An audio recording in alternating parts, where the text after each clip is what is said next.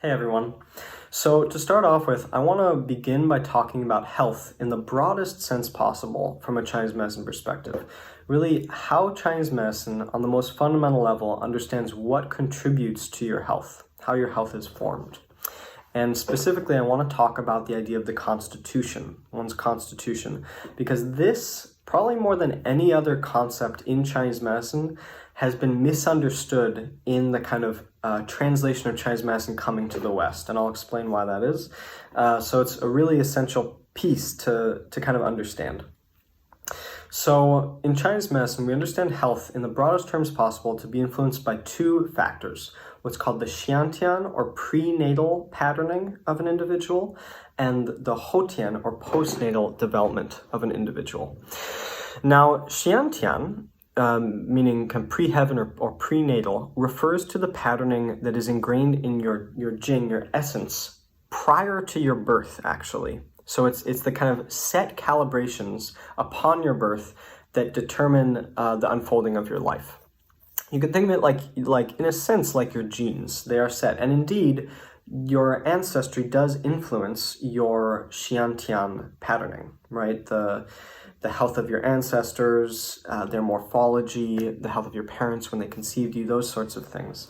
There are other factors that are classically thought to inform the Xiantian patterning as well, which maybe I'll go into a little bit later. But basically what the Xiantian patterning is, we could understand it with reference to a plant metaphor. So if you have an oak tree, and an oak tree produces an acorn, that acorn contains within it the pure potential for the production of another oak tree, right? It includes, right, it has the genes of the oak tree in it, so to speak. It has that patterning. That's the Xiantian patterning. And now you can plant that oak tree in various different places, and depending on where it's planted, it will grow into a very different type of tree, right? Because it'll be supported by a different postnatal environment, Houtian, right? No, but the Xiantian patterning will be the same. So, for instance, you plant that kind of seed of the oak, that oak acorn in very shallow soil without a lot of sunlight. The oak tree might it might make it for a little bit, but it might not grow into a very healthy oak tree. It might not thrive. It might not grow very tall. It might not have deep roots. It might not live very long. Whereas if you plant that same acorn in a really deep, lush forest with very nutritious soil and other trees feeding it through its roots and lots of good sunlight, it may grow and thrive and sort of blossom, right? It may manifest in a very different way. And so you can imagine different environments, different postnatal situations will produce a very different type of tree, but the essence of that tree will be the same, right? No matter where you plant it, it will be an oak tree. And that's because the fact that it's an oak is contained within its essence, right? Contained within its Xiantian patterning in that acorn. So it's the same for us humans, right? We have a kind of seed of what we are, and that is set from birth. But then as we go throughout our lives, depending on the experiences we have, the food we eat, our parents, our culture, all sorts of different environmental factors, we may develop into very different types of people. And our health may be very different, right? The initial calibration set in our Xiantian patterning may make us tend to lean towards certain imbalances in terms of health, but it's really our postnatal environment which will kind of trigger those things or set us off in those directions. So now in terms of Xiantian patterning, all of this really influences our Yuan Qi. This is what we're talking about, the deepest form of Qi in our system, the slowest moving developmental processes of what we are, right? This is Yuan Qi from a Chinese medicine perspective. And there's two different forms of Yuan Qi, right? There's prenatal or Xiantian Huang Qi, Yuan Qi, which relates to that kind of initial calibration set at birth. That's the Xiantian patterning of our Yuan Qi. And then there's the postnatal or Houtian Yuan Qi, which is the way that Yuan Qi, that deepest, slowest moving developmental process of our being, unfolds throughout our lives. And when we're talking about the constitution in Chinese medicine, we're talking about Yuan Qi. right? We're talking about both the Xiantian kind of set constitution, and then we're talking about the way that that constitution manifests throughout our postnatal existence in our life. Now, Yuan Qi is one of three kind of, you could say, broad layers of Qi in the body. There's Yuan Qi, which is the deepest, most constitutional, fundamental aspect of what we are. Right? This is who we are. There's Ying Qi, which is a form of Qi that circulates more quickly than Yuan Qi. It's said to circulate once every lunar month.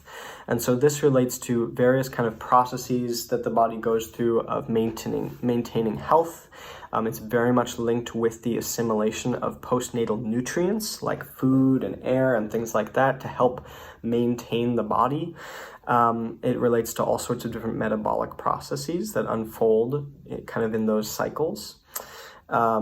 It also relates in many ways to our kind of the conscious level of thought and mentality on a day-to-day level. And then we have Wei Qi, which is often translated as guardian Qi or protective Qi. Ying Qi, by the way, is often translated as nutritive Qi, and Yuan Qi as source Qi. So Wei Qi being the most superficial, this is the way that our body interacts with the environment on the most immediate level. It's kind of more autonomic. It's processes that happen really, really fast that often we don't even have an awareness of, right? Like I just start sweating. I didn't choose to sweat. I just start sweating in response to the heat of the environment. Or my eyes water, and I'm not sad or anything. The eyes are just watering because I'm smelling onion and it's making my eyes water, or something like that, right? Quick autonomic processes. And Wei Qi is said to circulate 50 times a day. So you can see it's a very fast-moving part of our system, right? Very much related to the immune system in many ways, although other systems as well, from a Western perspective. So these three different levels, right? These are three different kind of layers of our being that unfold in different cycles, right? So Yuan Qi would be said to unfold in cycles of 7 and 8 years, long developmental processes, right? Processes of growth and maturity, going through puberty, those sort of going through menopause and andropause. Those are larger cycles of life. Ying Qi, like I said, kind of unfolds along lunar cycles, so lunar monthly cycles, so slightly shorter or much shorter. And then Wei Qi circulates very, very fast. And so these are parts of our being that change at different rates, right? And when we're talking about the constitution, we are talking about the deepest one, right? Yuan Qi, the part of our being that unfolds and changes at a slower level, right? Slower process. It's unusual that a Yuan Qi would change like that, right? The things that would cause that would be trauma. Sometimes like intense trauma can change us on a very, very deep level, which is a very hard thing to work with. From a Chinese medicine perspective, really, really profound traumas, not superficial traumas, deep traumas that kind of shake us to our core. Or potentially, there are certain types of treatments that can affect the Yuan Qi as well. But historically in Chinese medicine, there was even debate about whether one should even do those treatments because they were thought to be almost like playing God a little bit, right? Changing someone's life path, changing who someone is. Because at the level of Yuan Qi, we're talking about who you are, your constitution, right? So we can even map these three different layers, Wei Qi, Ying Qi, and Yuan Qi, onto different kind of parts of our emotional life, right? So Wei Qi phenomena would be a mood, something that we just experience in a kind of fleeting way. We don't have any story about or anything like that, right? It's the sort of thing, I woke up today and I just feel a little off, or I feel a little frustrated. I'm not even sure why. I just feel a little frustrated. And then 2 minutes later, or 5 minutes later, an hour later, I'm not frustrated anymore. It's just like weather passing through, right?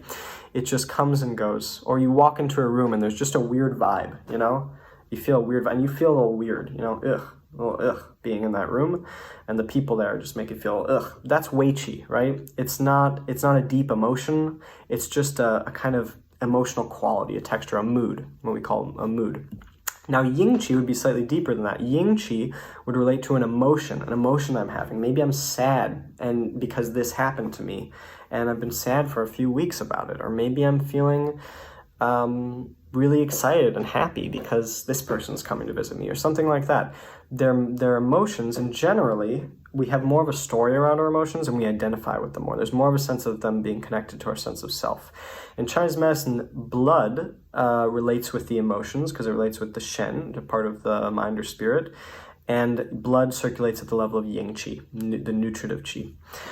So these are our kind of day-to-day emotions. Now, Yuan Qi is the deepest level, like we said, and this wouldn't relate to moods or emotions, but actually disposition. So this is the level at which we're no longer saying that someone is feeling angry. We're saying that this is an angry person, right? Their disposition is toward being angry, or their disposition is toward being sad, right? So you could experience sadness on a Wei level where, I just feel a little sad. I'm not even sure why. Oh, and now it's gone, right? Or a Yin level, I feel sad because, my dog died or something. I feel sad and I feel it. It's sort of constricting here, it's constricting in my chest, right? That's the metal element, constricting. But then if that keeps going for long enough, it starts to affect the constitution, right? And then we have years of being a sad person, right? I'm just a sad person. All of a sudden, even my skeletal structure has maybe adjusted. I'm sad. And that's part of me. It's ingrained in me, and I may not even be aware of that, right? On the level of Yuan Qi, we're often not aware of ourselves. Other people might be aware of us, but because this is who we are, it's become the lens through which we see the world, and so we don't even know that we're seeing through that lens anymore, right? We don't know that lens is tinted by sadness or tinted by grief or anger or something like that, right? So these are the three levels. And when we talk about the constitution, we're always talking about Yuan Qi. We're talking about Yuan Qi specifically, the kind of postnatal expression of Yuan Qi, but really the Xiantian prenatal patterning that set that Yuan Qi at birth, right? In Chinese medicine, or in Taoism, they say that is implanted in the womb even before a person is born.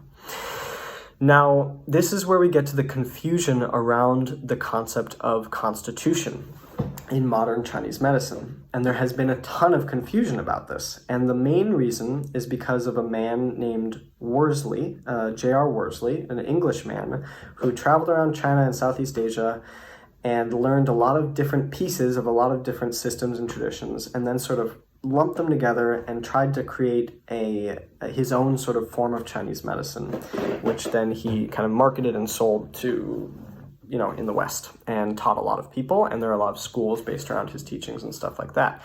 The basis of his work is around the Constitution, what he calls the CF, or causative factor, the fundamental elemental patterning of an individual, how they would talk about it.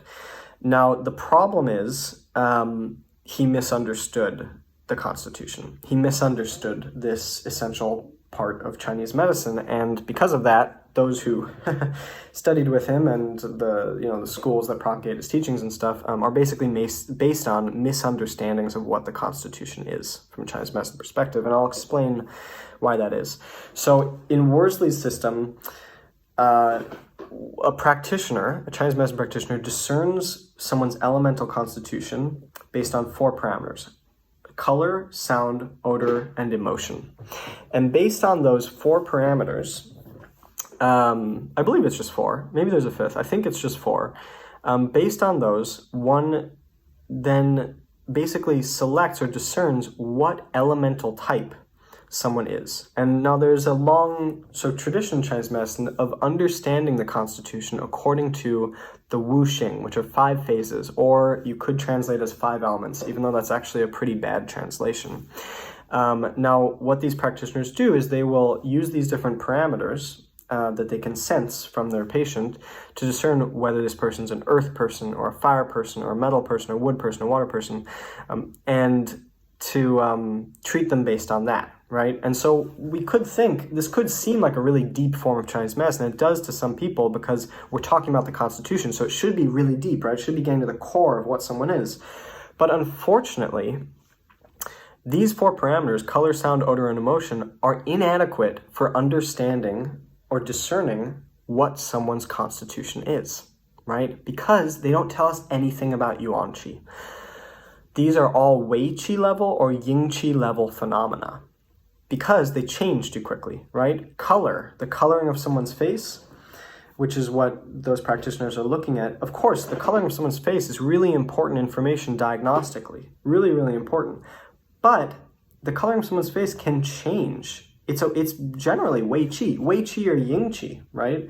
The coloring of someone's face, it's not an indication of Yuan Qi much of the time. It could be the Yuan Qi coming forth, but often the coloring on someone's face is very, very much affected by what's happening on a day-to-day level or a month-to-month level, right? These things can change depending on your health.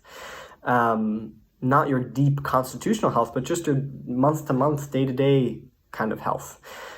Similarly, the sound of your voice, right? This can change depending on what imbalances are in the system, right? If someone has a major imbalance in the metal element, for instance, they will sound a little bit weepy, right? Which is the sound associated with metal. Or if they have a major imbalance in the wood, they'll sound a little shouty. But that doesn't necessarily mean they're a wood person or that they're a metal person. It just means there's an imbalance in those systems. And those imbalances could be yin level, right? They're not necessarily deep yuan level imbalances. Similarly, odor, right? Odor is often Wei Qi or maybe it's Ying Qi, right? But odor is not necessarily, and definitely not, an expression of the Yuan Qi, right? Our odor changes at different times in our lives. It changes based on what we eat. It changes on how we use our bodies. It changes based on the relative imbalances in our system. But again, those imbalances don't necessarily equate with constitution level imbalances.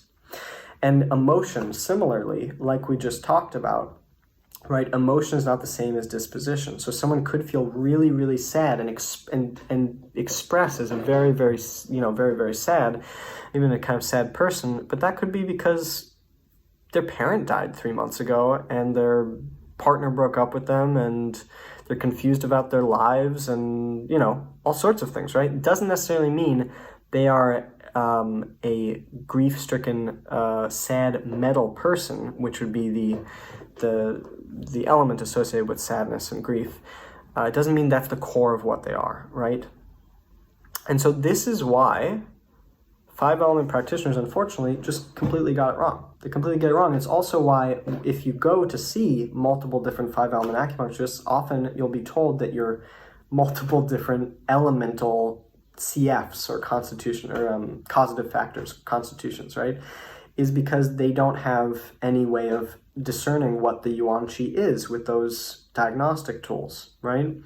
Neither the postnatal Yuan Qi and certainly not the prenatal Yuan Qi, right? Not the Xiantian patterning.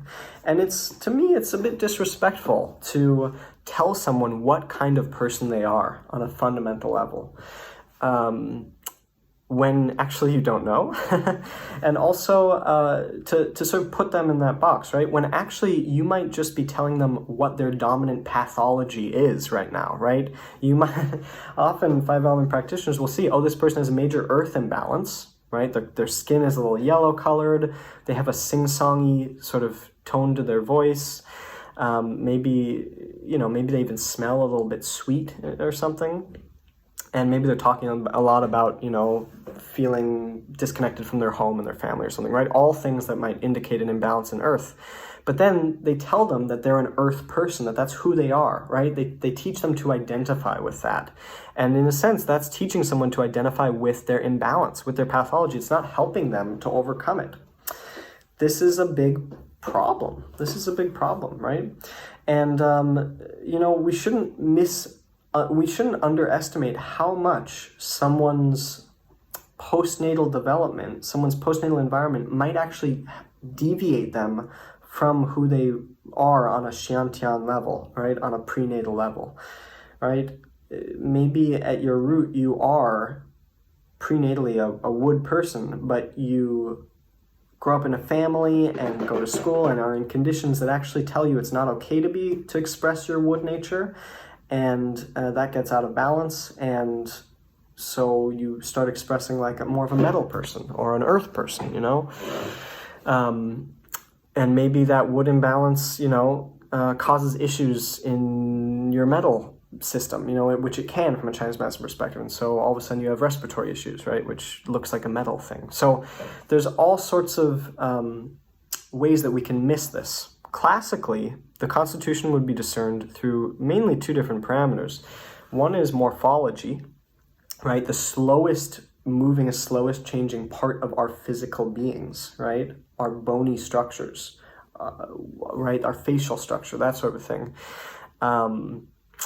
That gives you insight into Yuan Qi, the kind of expression of Yuan Qi, and then also the configuration of stars and planets, or the timing of birth, basically. So astrology would be classically understood the big way to gain insight into someone's Xiantian patterning. Now, of course, this may not be part of the belief system of some modern acupuncturists, but they should at least take it seriously, because it was taken very, very seriously by the architects of the Chinese medical tradition. So I hope this is helpful. This is a major place of misunderstanding in the modern Western field of Chinese medicine, and it's a shame, because this is such an essential part of Chinese medicine. It's really essential to be able to tell the difference between these different layers of kind of manifestation as a human being, and also to understand what level the imbalance is coming from, so that you can treat it properly. And